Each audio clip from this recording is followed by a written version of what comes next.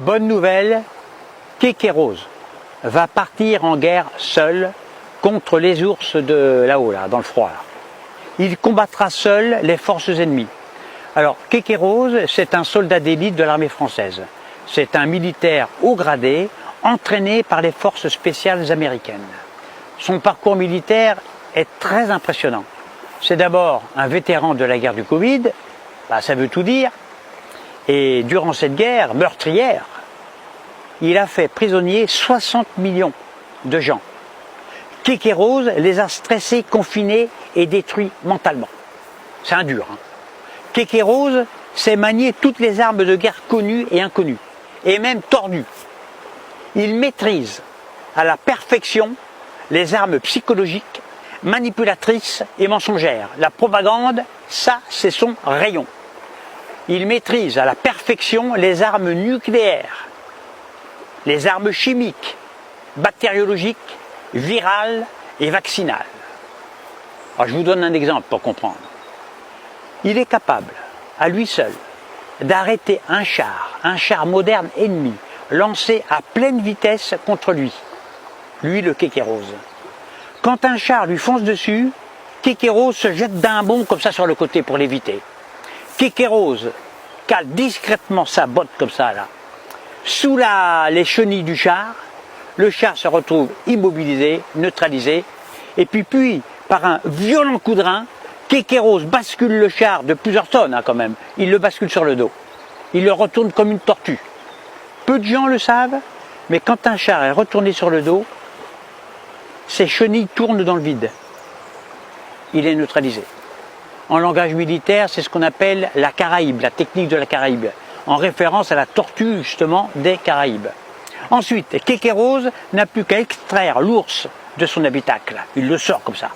Kékérose le soufflette de 2 baffes de cow-boy, 2 allers-retours, paf, paf, dans sa gueule, dans sa grande gueule à l'ours. Et enfin, il déchiquette le monstre d'acier, morceau par morceau, tôle par tôle, boulon par boulon, limaille par limaille. Et tout ça, il le fait à main nue. Manu, on le surnomme justement Manu. Un char pulvérisé, c'est pas beau à voir, attention. Mais bon, maintenant c'est la guerre. Les ours l'ont cherché. On va quand même pas commencer à plaindre les fouteurs de merde. Alors évidemment, quand les autres chars voient ce massacre, cette tuerie, ce carnage, c'est la débâcle. Les ennemis se font dessus, rendant le champ de bataille impraticable. Quand un ours à la chasse, provoqué par la peur de Kékérose, mais là, ça fuse de partout. Ça dégage dans tous les sens du terme. Et finalement, l'ennemi s'enlise dans ses propres déjections. Et les fouteurs de merde pleurnichent. Kékérose, lui, il jouit. Donc c'est ça la bonne nouvelle, pour ceux qui ne voulaient pas courir au casse-pipe. Kékérose ira seul combattre les ours. Il ira tout seul.